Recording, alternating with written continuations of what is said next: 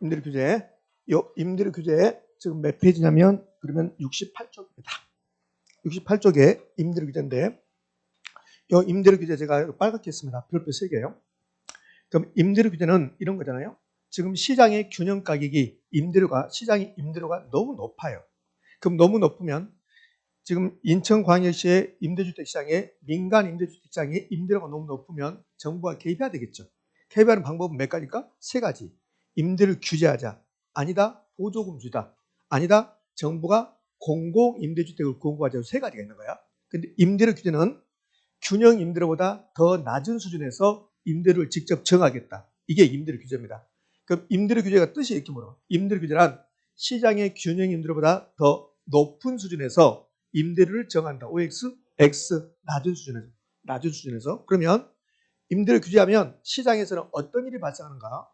정책론은 이 정책을 펴면 시장에서는 어떤 일이 발생하는가? 지역지구제를 실시하면 그럼 그 지역에서는 부동산 수요는 공급은 가격은 어떻게 됩니까? 그게 효과라고. 그럼 이제 임대료 규제했을 때 균형보다 낮은 수준을 규제했을 때 어떻게 되는가? 시장을 분석한다고 그래. 그러니까 시장을 분석한다 말은 수요 공급 이거 분석하겠다는 소리예요. 그래서 이런 그래프가 나온다고 이렇게 시장 분석합니다. 그래서 이렇게 그래프 나온다 이렇게. 그러면 여기 지금 이 글 보면 이게 임대주택 시장인데 수요 곡선 공급 곡선입니다. 그럼 수요는 임차인, 공급은 임대인이라고. 그래서 이 점에서 만나서 이걸 균형이라고 그래. 그럼 이때 임대료가 나오겠죠? 균형 임대료. 거래량이 몇 개입니까? 100개. 균형 거래량. 그러면 임대료가 50만 원이에요. 이게 적정하다면 정부가 개입한다 안 한다? 안 한다는 거야. 근데 이게 적정하지 않고 너무 높으니까 임차인이 너무 힘들어요. 그래서 이런 노래가 나온 거야. 등이 힐 것 같은 삶의 무게요. 이렇게 나온 거지. 그런 노래가 있다고. 그래서 50만 원보다 높은 수준에 규제한다. 그게 아니라 낮은 수준에서 규제합니다. 그럼 이제 규제 임대료 30만 원. 시장에서는 균형 임대료 50만 원, 정부가 30만 원 규제했습니다. 자, 지금 제가 하는 말은 힘이 안 나요. 그럼 요 30만 원 규제했다. 이 말은 30만 원 받으라는 소리다. 1번 아니다. 30만 원을 최고로 한다. 1번, 2번. 2번. 30만 원 받으라는 소리가 아니에요. 임대료 규제를 30만 원 했습니다. 30만 원 받으라는 소리가 아니라 30만 원이 최고다. 최고 높은 수준이다. 30만 원 넘어가지 말아라. 그러면 선생 25만 원 받아도 됩니까? 당근 25만 원 받아도 된다. 그런데 25만 원 받을 임대인이 있다 없다? 없다. 25만 원 받아도 돼요. 근데 25만 원 받을 임대인이 없어요. 그러니까 규제 임대료가 30만 원은 최고 임대료가 30만 원이다. 그래서 요 임대료 규제, 임대료 상한제를 경제학에서는 최고 가격제 이렇게 불러요. 최고 가격제, 가격 통제 정책에서 최고 가격제. 지금 하는 건 시험에 나오지 않는다고 그랬어요. 자, 그럼 이제 30만 원 규제하면 어떤 일이 발생하고 볼까요? 임차인들은 수요가 증가할까 감소할까? 증가하겠지. 임차인의 수요 증가. 자, 이제 50만 원일 때, 임대료 50만 원일 때 임대주택의 수요량 몇 개? 자, 50만 원일 때 수요량 몇 개? 100개. 공급량도 몇 개? 100개 있어요. 50만 원일 때는 수요량도 100개, 공급량도 100개 있어. 균형 거래량이 100개 있단 말이에요. 그럼 30만 원 규제하면 임대주택의 수요가 증가 감소? 증가. 그래서 수요가 증가해서 수요곡선을 만나는 점이 여기까지 증가한 거야. 그럼 여기를 120개라고 해봐요. 자, 그러면 시험 문제 갑시다. 시장의 균형 임대료보다 더 낮은 수준에서 규제하면 수요는 증가할 것이다. OX? O. 그게 시험 문제라고. 자, 그러면 공급 볼까요? 요 임대인들은 수지타산이 안 맞겠죠. 50만 원 받아도 그 임대주택 사업에서 재미없다고 그래. 그러니까 돈 받는 사람은 많이 받아도 부족하다고 그래. 원래 받는 사람은 그래요. 주는 사람은 조금만 줘도 많이 줬다고 하고 이 돈이 돌아버리게 만들는 사람. 그러면 50만 원 받아도 수지타산 안 맞을 건데 30만 원 규제한다면 그러면 임대인 전문가 일부가 나는 임대주택 사업 포기할 거야. 그래서 공급이 감소해요. 그래서 공급이 이렇게 감소합니다. 그러니까 30만 원 때 공급량은 공급선을 만나는 지점이야. 그럼 여기 70이라고 해봐요. 그럼 30으로 규제하면 수요 증가, 공급 감소. 됐습니까? 그게 시험 문제야. 또 가볼까요? 균형 임대료보다 더 낮은 수준을 규제한다면 그러면 공급은 감소할 것이다. OX? O. 그죠? 그럼 수요 증가하고 공급이 감소하면 여기 자 30만 원일 때는 수요는 120개, 공급은 70개입니다. 수요가 많아요? 공급이 많아요? 수요가 많아요. 이걸 초과수요라고 그래요. 초과수요. 그러면 균형 임대료보다 더 낮은 수준에 규제한다면 초과수요가 발생한다. OX? O. 초과수요 발생한다고. 여기는 초과수요 발생했잖아요. 그럼 초과수에 발생하는데 여기 이제 초과수에 발생한다 이걸로 끝나면 안 되고 초과수에 대해서 요즘은 잘 안 물어보더라고요. 초과수에는. 근데 20년 전에는 임대료 규제 나오면 1번 타자가 초과수였습니다. 그럼 초과수에 발생하는데 뭘 물어보냐면 초과수요 어느 경우에 초과수가 큽니까? 초과수의 크기. 그다음에 초과수를 계산하라고 한다고. 계산 문제. 자, 그래서 초과수의 크기가 나오는데 초과수의 계산 문제. 계산 문제는 16회 때 나오고 18회 때 나오고 그대로 안 나와요. 그러니까 계산 문제 최근에 안 나온다 소리야. 그러니까 16회 때 나오고 18회 때 나왔을 때 그 무렵에는 앞으로 계속 내겠구나 했는데 18회 이후로 19회 때부터 작년까지 안 나왔으니까 15년 동안 안 낸 거라고.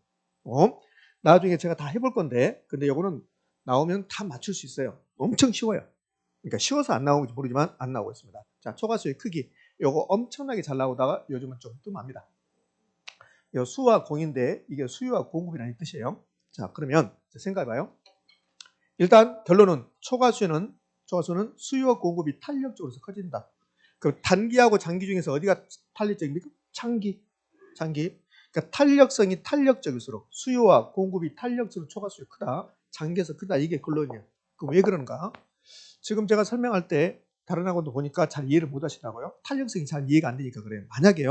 만약에 30으로 규제했어요. 근데 수요가 완전 비탄력적이에요.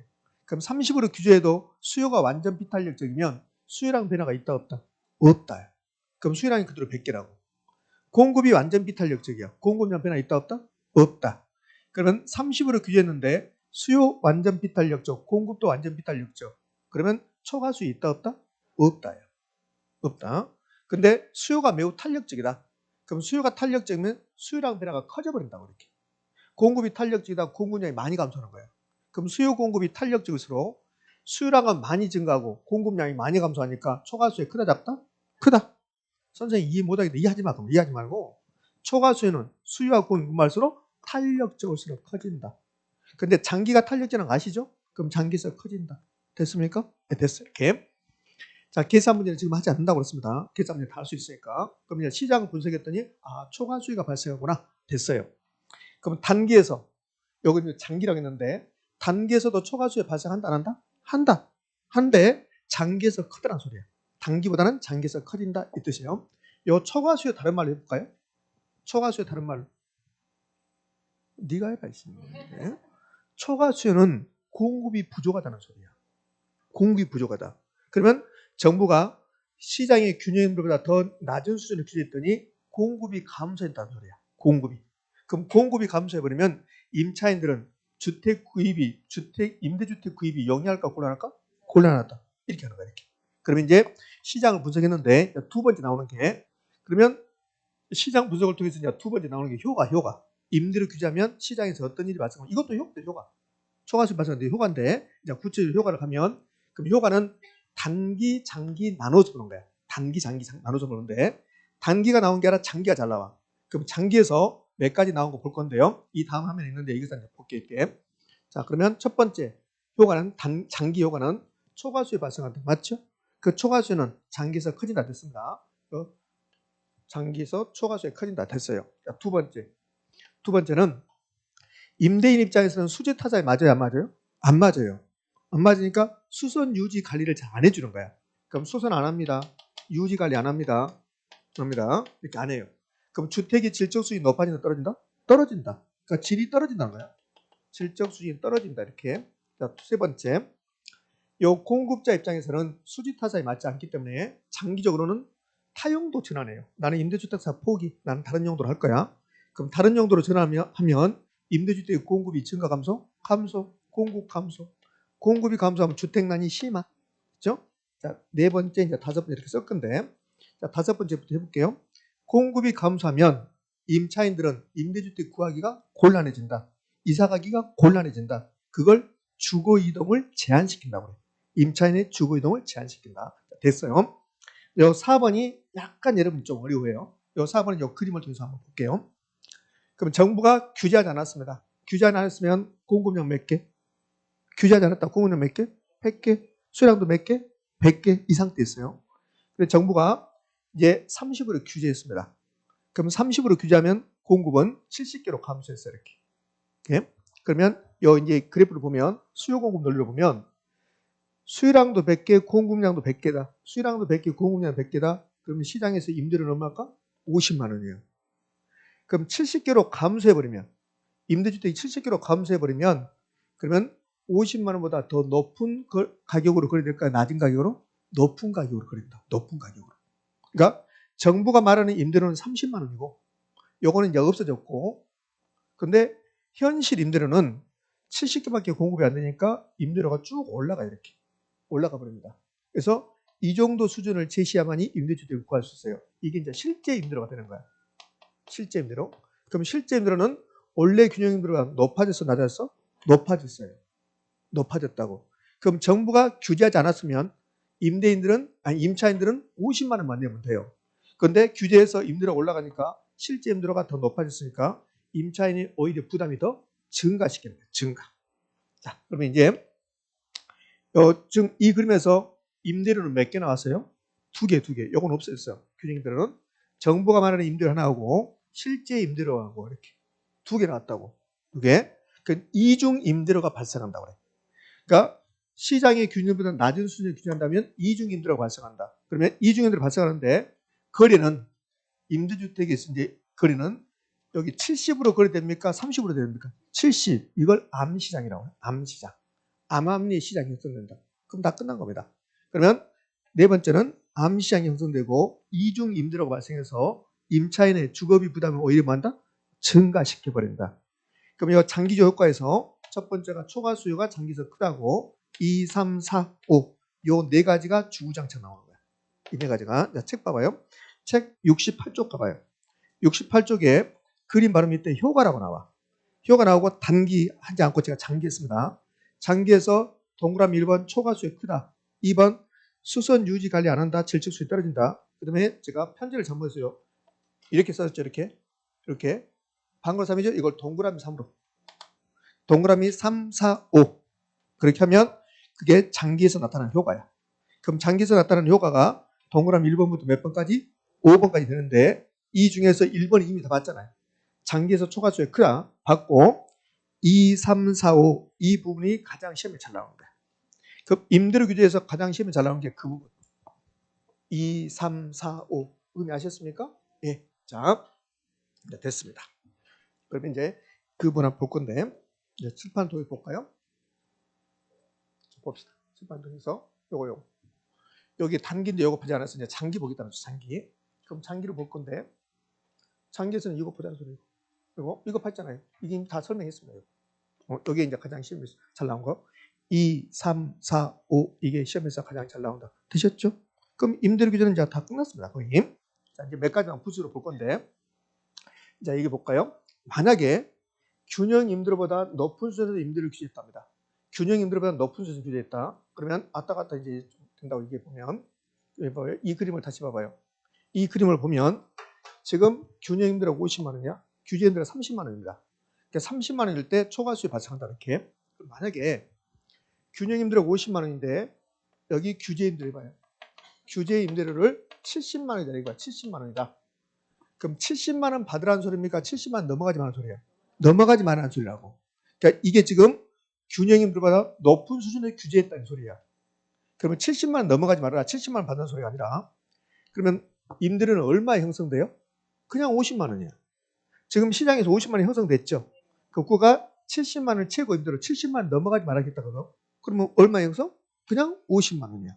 그러니까 균형 임대료보다 높은 수준을 규제한다면 시장에서는 아무런 일이 발생하지 않는다. 이 그림을 유심히 볼까요? 이 그림을 그냥 그려보면 그러면 70으로 규제했습니다. 그럼 만약에 그림으로 봅니다면 공급은 70에서 공급은 이렇게 돼요. 이렇게. 그럼 수요는 여기라고. 그럼 이 그림만 보면 수요가 많아요? 공급이 많아요? 공급이 많죠. 그럼 이 그림만 보면 이게 초과 공급이라고. 초과 공급. 그림만 본다면 근데 이 초과 공급을 70만 원 받아라. 70만 원 받아라. 그러면 초과 공급이 되는 거야. 근데 70만 원 받아라가 아니라 70만 원 넘어가지 말라는 소리거든. 그러니까 70만 원 넘어가지 말라는 소리니까 50만 원이 형성돼. 그럼 초과 공급이란 말이 있다 없다? 없다. 그러니까 분양가 규제, 임대료 규제에서는 절대로 초과 공급이란 말은 나오지 않는다. 초과 공급. 뭐만 나와요? 초과 수요만 나오는 거야. 초과 수요만. 초과 공급 나오지 않는다. 임대료 규제, 분양가 규제에서는 초과 공급이라는 말은 전혀 나오지 않는다. 이 초과 공급을 다른 말로요. 공급 과잉 현상. 수요는 100개인데 공급이 150개 됐다. 그러면 초과 공급이고 그게 공급이 과잉됐다는 소리예요.